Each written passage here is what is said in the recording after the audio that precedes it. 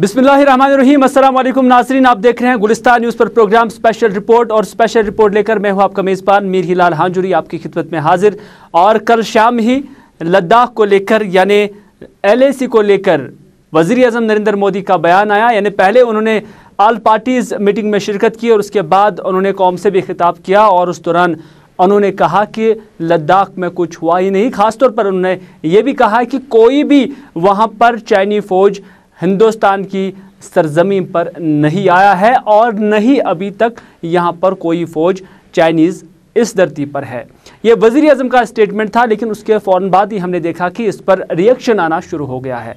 वज़ीर आज़म का स्टेटमेंट आते ही राहुल गांधी जो कि कांग्रेस पार्टी के लीडर हैं, उन्होंने फिर ट्वीट किया और ट्वीट में उन्होंने कहा कि मोदी जी, अगर सब कुछ वहाँ पर ठीक था, अगर चाइनीज़ फ़ौज हिंदुस्तान में दाखिल नहीं हुई यानी लद्दाख में दाखिल नहीं हुई तो 20 फौजी जवान इंडियन आर्मी के कैसे मरे।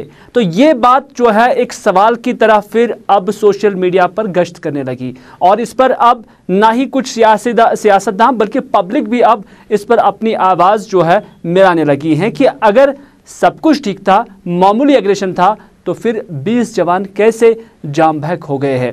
इस सवाल ने भारतीय जनता पार्टी को सवालात के घेरे में ला दिया है। हालांकि जो ही राहुल गांधी ने यह ट्वीट किया उसके फ़ौरन बाद ही अमित शाह जो कि दाखिला वजीर भी हैं, उन्होंने भी एक ट्वीट किया और उस ट्वीट के ज़रिए वो ऑडियो मैसेज और वो वीडियो मैसेज उन्होंने उस पर अपलोड की जो एक कारगिल में एक सिपाही था जो ज़ख्मी हुआ था और ज़ख्मी सिपाही के वालिद का वो वीडियो उन्होंने सोशल मीडिया पर फिर अपलोड किया और राहुल गांधी से ये कहा कि वो इस पर सियासत ना करे। लेकिन सियासत बड़ी तेज़ी से हो रही है क्योंकि वज़ीर आज़म ख़ुद अब इस सवालात के निशाने में आ गए हैं, भारतीय जनता पार्टी ये निशाने पे आ गई है। यहाँ तक कि राहुल गांधी ने यह भी कहा कि जो लद्दाख की टेरिटरी है उसको या गलवान वैली की टेरिटरी है उससे चाइना के एग्रेशन के सामने वज़ीर आज़म नरेंद्र मोदी ने सरेंडर कर दिया है। तो ये सवालात अब उभरने लगे हैं और इस पर अब कुछ जो साबिका फ़ौजी है उन्होंने भी वज़ीर आज़म नरेंद्र मोदी के बयान पर जो है नाराज़गी का इजहार किया है। लेकिन कुछ एक ऐसे भी हैं जिन्होंने इसके साथ इक्तिफ़ा किया है और कहा है कि जो मुल्क की सालमियत के लिए या मुल्क की सालमियत के दिफा के लिए जो फ़ौजी वहाँ पर तैनात है वो सक्षम है, वो मजबूत है, वो मुस्तहकम है। लेकिन वज़ीर आज़म नरेंद्र मोदी ने क्या कहा, एक बार फिर आपकी नज़र कराते हैं। पूर्वी लद्दाख में जो हुआ उसको लेकर आपने रक्षा मंत्री जी और विदेश मंत्री जी को सुना भी और प्रेजेंटेशन को भी देखा। न वहां कोई हमारी सीमा में घुस आया है, न ही कोई घुसा हुआ है, न ही हमारी कोई पोस्ट किसी दूसरे के कब्जे में है। आपने खुद भी सुना वज़ीर आज़म की ज़ुबानी, चूंकि कल से ही ये वीडियोस जो है सोशल मीडिया पर भी गश्त कर रहे हैं, मुख्तलिफ प्लेटफॉर्म्स पर जो मीडिया के हैं वहाँ पर ये चीज़ें जो है चलाई जा रही है। वज़ीर आज़म का स्टेटमेंट है और ऑथेंटिक स्टेटमेंट है। कॉन्ट्राडिक्शन जो है वो अब जो फॉरेन मिनिस्टर ने इससे पहले स्टेटमेंट दिया था उसको लेकर और वज़ीर आज़म के स्टेटमेंट को लेकर है, क्योंकि इसमें 2-3 सवालात जो है उभरने लगे हैं। क्योंकि इससे पहले उन्होंने कहा था कि जो हिंदुस्तान की टेरिटरी गलवान वैली का ख़ासतौर पर जिक्र किया गया था जो फॉरेन मिनिस्ट्री है हिंदुस्तान की उनकी जानिब से, और उनका कहा था कि जो एग्रेशन का जो बुनियाद है वो यही है कि चाइना ने ये एतराज़ जताया है कि जो लद्दाख के अंदर गलवान वैली के आसपास LAC के आसपास जो कुछ स्ट्रक्चर्स गवर्नमेंट ऑफ इंडिया या भारतीय अफवाज की जानिब से खड़े किए जाते हैं उस पर चाइना ने कहीं ना कहीं एतराज़ जताया है। और अगर एतराज़ जताया है तो यही बुनियाद थी, लेकिन उसके बाद वो क्या इस धरती पे आ गए, इस टेरिटरी पे आ गए, एक सवाल। और अगर आ गए तो क्या फिर इसको कब्जा किया, दूसरा सवाल। क्योंकि मीडिया रिपोर्ट्स बहुत थे कि कुछ कहते थे कि 30 स्क्वायर किलोमीटर जो है उनके कब्जे में चला गया है। फोर्सेस या फौजी ज़राए का हवाला देते हुए ये बड़े बड़े अखबारात ने इन खबरों को अपने बुलेटिन्स में नशर किया है। कुछ ने कहा कि ये 60 स्क्वायर किलोमीटर तक भी ऑक्यूपाई किया गया है, कुछ ने कहा कि गलवान वैली को पूरी तरह से ऑक्यूपाई किया गया। चूंकि ये रिपोर्ट्स थे, लेकिन वज़ीर आज़म ने इसे सिरे से ही नकारा। उन्होंने कहा कि कोई भी लैंड जो है वो ऑक्यूपाई नहीं की गई है। लेकिन अब मेन सवाल यही एक बार फिर उभरता है कि ये एग्रेशन जब हुआ तो फिर 20 फौजी कैसे जाम बहक हो गए? तो क्या उन्होंने इन्फिल्ट्रेशन की थी? क्या वो दूसरी तरफ गए थे? क्योंकि अगर ऐसा कुछ था तो फिर चाइनीज का स्टेटमेंट भी देखना पड़ेगा, जो उन्होंने कहा था कि भारतीय फौज इस तरफ आने की कोशिश कर रहे थे। तो फिर देखना पड़ेगा कि क्या चाइनीज की जो क्लेम है क्या वो सही है, या कि फिर चाइनीज ने इस तरफ आने की कोशिश की और जिसके नतीजे में जो रिटायलेशन में ही सही या किसी और चीज़ में ही सही, लेकिन भारत के 20 फौजी उसमें जाम बहक हुए हैं। तो इस तरह से ये कुछ ऐसे सवालात हैं जो अभी मुल्क के अंदर जो है वज़ीर आज़म से या उनकी कैबिनेट से या भारतीय जनता पार्टी जो कि बरसर इख्तियार है उनसे पूछे जा रहे हैं। लेकिन बेशतर जो है इस पर मनफी राय रखते हैं। कुछ कहते हैं कि सरेंडर हुआ है, जैसा कि मुल्क की सबसे बड़ी पार्टी जो कांग्रेस पार्टी रही है माजी में भी और सरकारों में भी रही है और गांधी ख़ानदान से इनका ताल्लुक़ है, उनका मानना है कि इस ज़मीन को सरेंडर किया गया है चाइना के दबाव के सामने, चाइना के एग्रेशन के सामने। लेकिन कुछ दिफाई माहिरीन का क्या मानना है, आइए देखते हैं। ये जो कल 19 जून को ऑल पार्टी मीटिंग हुई, इसके अंदर प्रधानमंत्री नरेंद्र मोदी ने ये क्लेरिफाई कर दिया कि चीन ने कहीं पर भी कोई भी भारत की ज़मीन नहीं पे आए हैं और वो अपनी तरफ ही हैं और ना भारत ने उनकी कोई ज़मीन दी है। और ये एक बड़ी इम्पोर्टेंट चीज़ है, इसको देखना समझना पड़ेगा। क्यों तो चीन जो गलवान घाटी में आए हैं वो अपनी तरफ हैं, मगर उन्होंने हाइट्स पकड़ ली हैं और वो हाइट इसलिए पकड़ी हैं क्योंकि वो डोमिनेट करना चाहते हैं ये रोड, दरबुक, शौक और दौलत बेग गोल्डी। कहीं ना कहीं उससे वो बिल्कुल घबरा गए। So this is absolutely very clear that Indian armed forces have been cleared on the Chinese front by Prime Minister Modi, and we have to wait and watch as to what are the next move the belligerent will take. Indian Army and along with Air Force are totally ready on this border. Prime Minister Modi last night evening he made the statement that none of the post has been occupied, nothing has been taken by Chinese. And in fact, they are on the other side of LAC. Whatever the case may be, at the moment, this is present position, and absolutely right. The Chinese are on their side. Talks are going on, and none of our posts and nothing is available. Nothing is in Chinese hand, and whatever it is, the clash is over. Our soldiers are martyred, and Chinese lost a large number of soldiers on their side. So after that, the forthcoming negotiations now will bring out the results of the talks, and we hope that peace will prevail. But however, the armed forces are totally ready in case the eventuality arises, in case the circumstances demand, armed forces will carry out their action. Otherwise, at the moment, peace prevails. चलिए, वजीर आजम का बयान और उस पर राहुल गांधी का tweet, और उस पर भी हमने देखा कि जो मुख्तलिफ डिफेंस एनालिस्ट हैं वो कैसे इसको बता रहे हैं, पेश कर रहे हैं। लेकिन इस वक्त हमारे साथ हैं ब्रिगेडियर JS सांधू साहब, जो इस वक्त हमारे साथ लाइन पर है। ब्रिगेडियर साहब, आपका खैर मकदम है। आप इस सारे डेवलपमेंट को किस नज़र से देखते हैं? वजीर आजम कहते हैं कि कोई भी हमारी टेरिटरी पे नहीं आया है, जबकि राहुल गांधी कहते हैं कि ये चाइना के एग्रेशन के सामने सरेंडर है।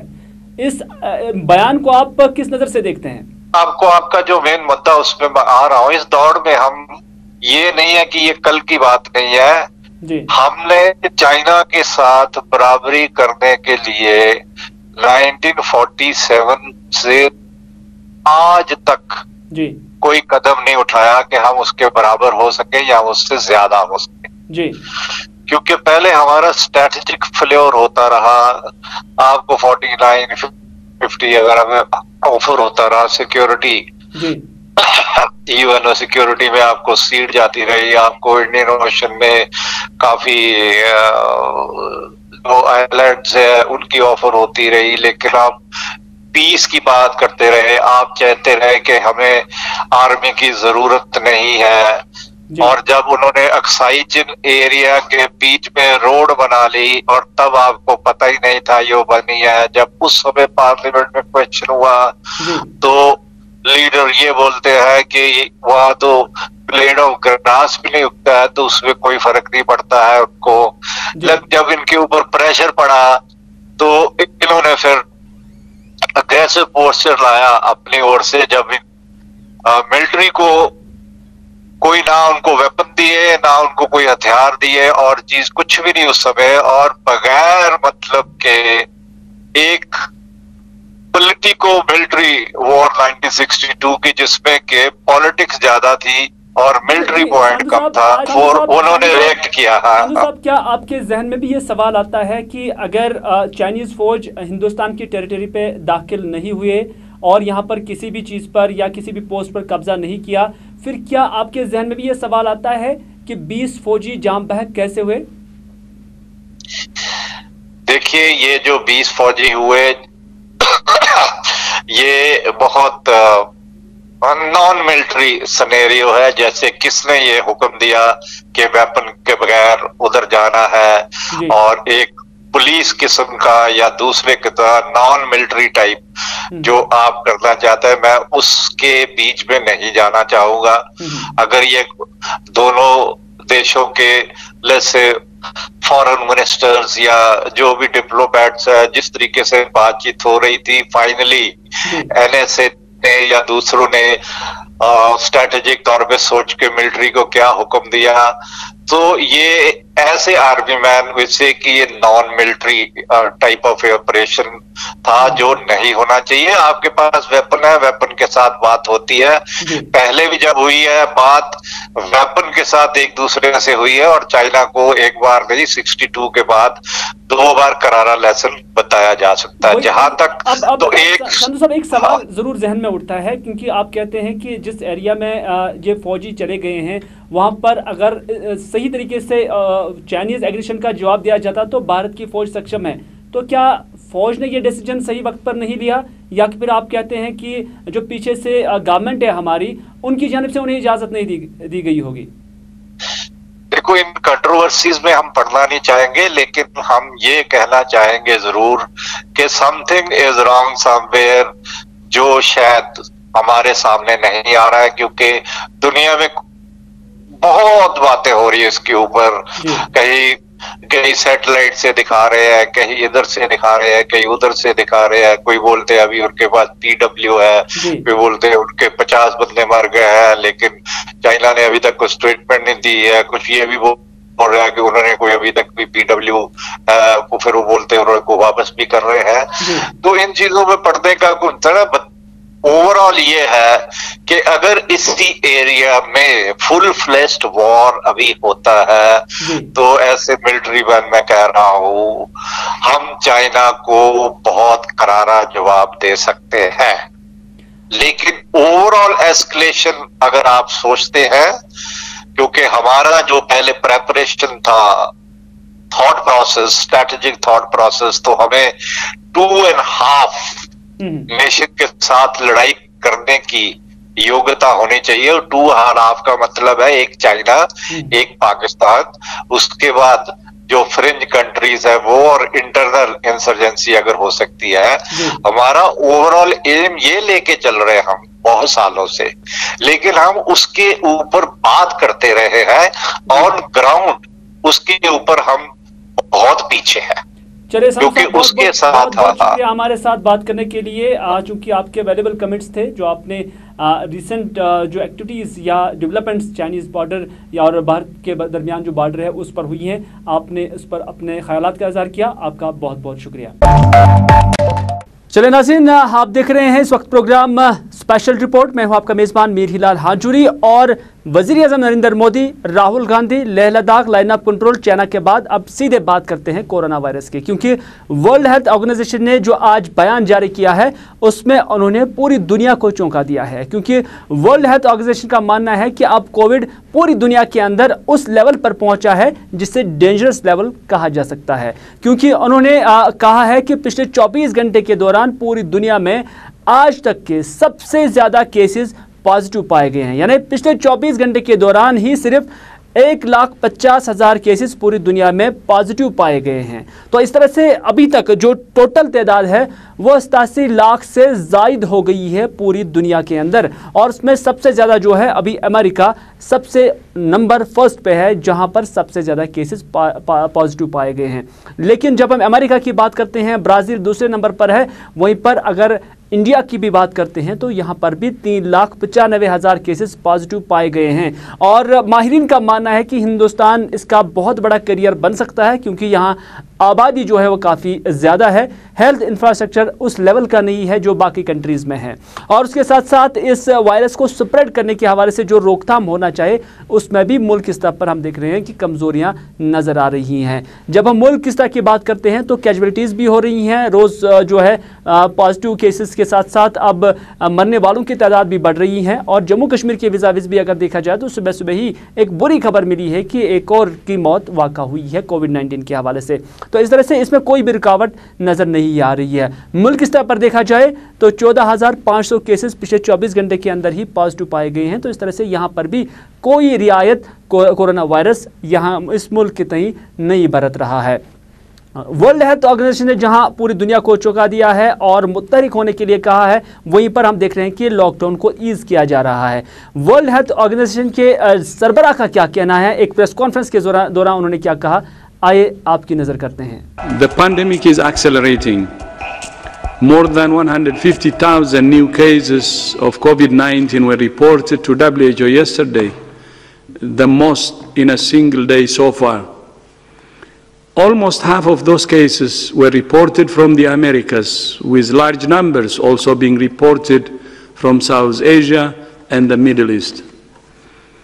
The world is in a new and dangerous phase.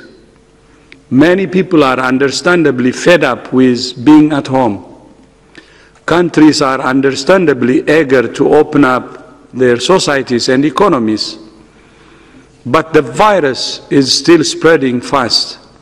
It is still deadly, and most people are still susceptible. We call on all countries and all people to exercise extreme vigilance. Continue maintaining your distance from others. Stay home if you feel sick. Keep covering your nose and mouth when you cough. Wear a mask when appropriate. Keep cleaning your hands. We continue to call on all countries to focus on the basics. Find, isolate, test, and care for every case. Trace and quarantine every contact.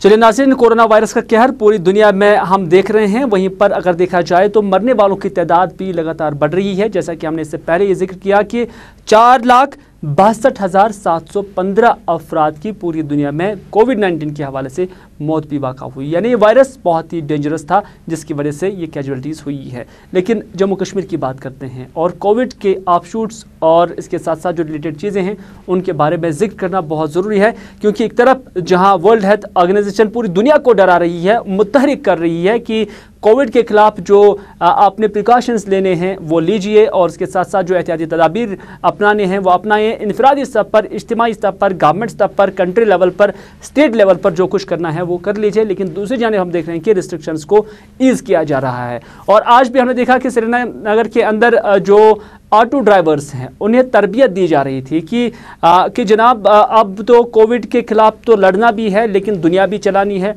और जब दुनिया चलानी है तो सवारी उठानी है, और सवारी उठानी है तो उसके लिए एक ऑटो ड्राइवर जो है वो खुद साफ होना चाहिए कोविड से। तो इसलिए उनका टेस्ट पहले किया जाता है, और टेस्ट लेने के साथ साथ अगर देखा जाए तो उन्हें तरबियत भी दी जाती है कि कैसे अपने मास्क लगानी है, कैसे सवारी के साथ डील करना है, जब सवारी को उठाना है तो उस वक्त क्या करना होगा, जब ड्रॉप करना होगा तो क्या करना होगा, दो सवारी अलाउड है नहीं है। तो ये सारी जानकारी आज उन्हें श्रीनगर में दी गई है। डिप्टी कमिश्नर श्रीनगर जो डॉक्टर शाहिद चौधरी यहाँ पर मौजूद थे, उन्होंने इस हवाले से क्या कहा, आइए देखते हैं। सर्विस प्रोवाइडर्स को ट्रेन करने के लिए, जिसमें हमने शुरुआत में कहा था कि लगभग 10,000 लोगों को ट्रेन करने का हमारा प्लान है, तो अराउंड 6,000 लोगों को अभी तक ट्रेन किया गया है, जिसमें सबसे पहले वेजिटेबल वेंडर्स थे, बेकरी के साथ एसोसिएटेड लोग हैं, रेस्टोरेंट में जो वर्कर्स हैं, पब्लिक ट्रांसपोर्ट के साथ हैं, आज जो 3 व्हीलर्स या ऑटो रिक्शा चलाने वाले लोग हैं उनके साथ है, और जितने भी ट्रेड और बिजनेस ऑर्गेनाइजेशंस हैं उन्होंने जो रिप्रेजेंटेटिव डिप्यूट किए उन सबको मिला के लगभग 6,000 लोगों को अभी तक हमने ट्रेन किया है। उसी में एक स्टेप ये भी था, और पब्लिक ट्रांसपोर्ट का जो एक ग्रेडेड रिवाइवल है उसके लिए ज़रूरी है लोगों को ट्रेन भी किया जाए। और जैसे बार बार हम प्रिकॉशंस के लिए बोलते हैं, मास्क पहनने के लिए, फिजिकल डिस्टेंसिंग या पर्सनल हाइजीन के लिए, तो उसमें ज़रूरी है कि जब ज़िंदगी जब दोबारा मामूल की तरफ लौटती है तो उसमें ये लोग तैयार रहें खुद भी प्रिकॉशन अडॉप्ट करने के लिए, और जिन लोगों को सर्विस प्रोवाइड करते हैं जैसे जो लोग इनकी सर्विसेज हायर करते हैं, ताकि उनमें भी ये एक अवेयरनेस लाई जा सके। स्टेट एग्जीक्यूटिव कमेटी ने जो लास्ट डिसीजन दिया है, अपने जो गाइडलाइन 7 को आई हैं, उसमें सिर्फ 3 व्हीलर्स को अलो किया गया है और SRTC की बसेस शुरू हुई हैं। बट ज़रूरी है कि पब्लिक ट्रांसपोर्ट को रिस्टोर किया जाए, इसलिए हमने लगभग 400 से 500 लोगों को पहले ट्रेन किया है इसमें, और स्लोली आपने जैसे हॉस्पिटल्स को कनेक्ट करने वाले रूट्स हैं, पब्लिक ऑफिसेज हैं या बाकी इस किस्म के इंपॉर्टेंट रूट्स हैं, उस पर हम वर्क कर रहे हैं जल्दी करने के लिए, और ड्यू कोर्स ऑफ टाइम इसको नोटिफाई किया जाएगा। इसमें यह भी ज़रूरी है कि जैसे आपकी सीटिंग कैपेसिटी अब चेंज होगी, उसमें नोटिफिकेशन निकला है, उसको लेकर ज़रूरी है कि टैरिफ भी रिफिक्स किया जाए। तो ये कुछ इसमें प्री कंडीशन हैं जो पूरी करने की ज़रूरत है, जिस पर हम वर्क कर रहे हैं। चले नाज़रीन, इसी फंक्शन में जो आज श्रीनगर में मुनक़द हुई थी, जहां डिप्टी कमिश्नर मेहमान ख़ास बतौर मौजूद थे, लेकिन वहीं पर आज RTO कश्मीर भी मौजूद थे। हमारे नुमाइंदे ने उनसे सवाल पूछे और वो सवाल जायज़ भी थे, क्योंकि हम देख रहे हैं कि शहर की सड़कों से लेकर गाँव देहात की सड़कों पर भी ट्रैफिक रवादवार है। ख़ासतौर पर जो सोमोज़ या तवेरा गाड़ियां हैं वो चल रही हैं। कुछ इलाकों में हमने देखा कि 10 के बजाय 11 सवारियां भी सोमोज़ में होती हैं, कोई स्ट्रीमलाइन करने वाला नहीं है। पिछले कुछ दिनों से भी हम ये चीज़ें जो है आवाम की नज़र कर रहे हैं, हुकाम की नोटिस में ला रहे हैं, लेकिन कुछ एक इलाके ऐसे भी हैं जहाँ सवारियाँ कम हैं, लेकिन उनसे डबल रेट जो है हासिल की जाती है। इन आयाम में गरीब अवाम ये पैसा कहाँ से देगा, ये एक सवाल है जो सरकार से पूछा जा सकता है, और हम पूछ भी रहे हैं। और आज हमारे नुमाइंदे ने RTO कश्मीर इकरामुल्लाह टाक से ये सवाल पूछा कि क्या सोमो वालों को या जो तवेरा वालों को इजाज़त है चलने की, क्या कोई ऑर्डर है, वो बल ऑर्डर ही सही, क्या ऑर्डर है? तो उन्होंने कहा ये गैर कानूनी तौर पर चल रहे हैं। तो इकरामुल्लाह टाक ने मज़ीद क्या कहा, आइए देखते हैं। तो वही अगर हम तवेरा जो हैं, सोमोज़ हैं, वो ऐसे ही अभी चल रही हैं और सोशल डिस्टेंसिंग का भी उसमें उनका भी परमिशन मिला है। उनका क्या अभी इनका कोई परमिशन नहीं मिला है, हमारी नोटिस में आया है, और जो भी हमारा ट्रैफिक पुलिस है और हम लोग हैं, तो जहाँ से भी ये शिकायत आएगी तो हम उनको रोक लेंगे और उनको चलने की इजाज़त नहीं देंगे जब तक कि बाज़ाब्ता गवर्नमेंट की तरफ से उनको इजाज़त नहीं होगा। चलो, ये तो सड़कों की बात नहीं बल्कि ये गाड़ियों की बात थी, लेकिन गाड़ियों के साथ साथ आप सड़कों की भी बात करते हैं। कुछ दिन पहले ही हमने अपनी नशरियात में आपको बताया था कि कापरन अनंतनाग में जो वहाँ के मकामी लोग हैं, उनका मानना है कि जो उनका इलाका ये रोड है उसकी हालत बहुत खस्ता हो चुकी थी, और उसके बाद इस सड़क पर चलना बहुत महाल हो जाता था। उनका मानना है कि बख्शी साहब के दौर में इस सड़क को मैग्नेमाइज किया गया था, लेकिन तब से लेकर आज तक इस पर किसी ने मुनासिब ही नहीं समझा कि इसकी ब्लैक टॉपिंग हो जाए। लेकिन जब हमने ये अपनी नशरियात में ये खबर चलाई और उसके बाद जो इसके कंसर्न हैं उनसे भी हमने जवाब तलबी की, तो बिल आखिर उस इलाके में न सिर्फ ड्रेनेज पे काम शुरू हुआ, बल्कि उस सड़क पर भी अब काम शुद्धमत से शुरू हो गया है। फिदा हुसैन ने रिपोर्ट किया है उस इलाके से, कापरन अनंतनाग के इलाके से, और वो विजुअल्स जो हैं आपकी नज़र हम कर रहे हैं, और वहाँ के मकामी लोगों का और बाकी लोगों का क्या कहना है, आइए देखते हैं। आज भी मतलब अभी काम शुरू नहीं हुआ था, तो ये इससे पहले यहाँ पहुँचे, मतलब सवेरे पहले हम आपके शुक्रगुजार है कि आप यहाँ मतलब कहीं बार पहुँचे। तो हम यही कहेंगे कि हम मतलब जो ये AEE साहब है, RNB है, यहाँ पीर शाहबाज साहब है, हमारा यहाँ के कापरन का रहने बहुत बहुत शुक्रगुजार है कि मतलब कहीं भी कुछ भी हो, चाहे कोई काम हो, क्या हालात हो, कुछ भी हो, तो ये मतलब महकमे से हम यही कहेंगे कि हम इनके शुक्रगुजार है कि इन्होंने काम शुरू किया। दूसरी बात ये है कि मतलब हमने पहले इनको AEE साहब से कहा था कि आप एक काम कीजिए, आप मतलब ये जो मतलब 1 किलोमीटर, आधा किलोमीटर, कहीं 2 किलोमीटर उठाते हो, तो ये मतलब ठीक नहीं होता है। मतलब आपने खुद भी देखा होगा कि आप मतलब यहाँ आए, आपने भी देखा होगा कि 1-2 जगह पे मैगडम हुआ है, 1-2 जगह पे काम चलता है, 1-2 जगह पे ड्रेनेज चलती है। जैसे हमने आपको वादा दिया था कि हम ये काम स्टार्ट करने वाले, और हमने आज वो कर भी दिया। बाकी हमारा एक स्ट्रेच पीछे है, उसको भी इंशाल्लाह हम मोबिलाइज़ करवाएंगे, तो वो भी शायद मशीनरी 1-2 दिन में उम्मीद है कि वो भी लाएगा, और पीछे वाला स्ट्रेच भी कंप्लीट हमारा हो जाएगा। और हमारा तो काम ही यही है, पब्लिक का ही काम है, तो हम चाहते हैं कि अच्छा काम हो, पब्लिक इसमें खुश हो, पब्लिक के लिए सारा काम है। एक्जन साहब हमारे पर्टिकुलर हैं इस मसले में, उन्होंने भी बड़ा इसमें पर्टिकुलरली ज़्यादा रोल रहा उनका, उन्होंने भी नोटिस वगैरह इशू की एजेंसीज को, काम आज इंशाल्लाह स्टार्ट होगा।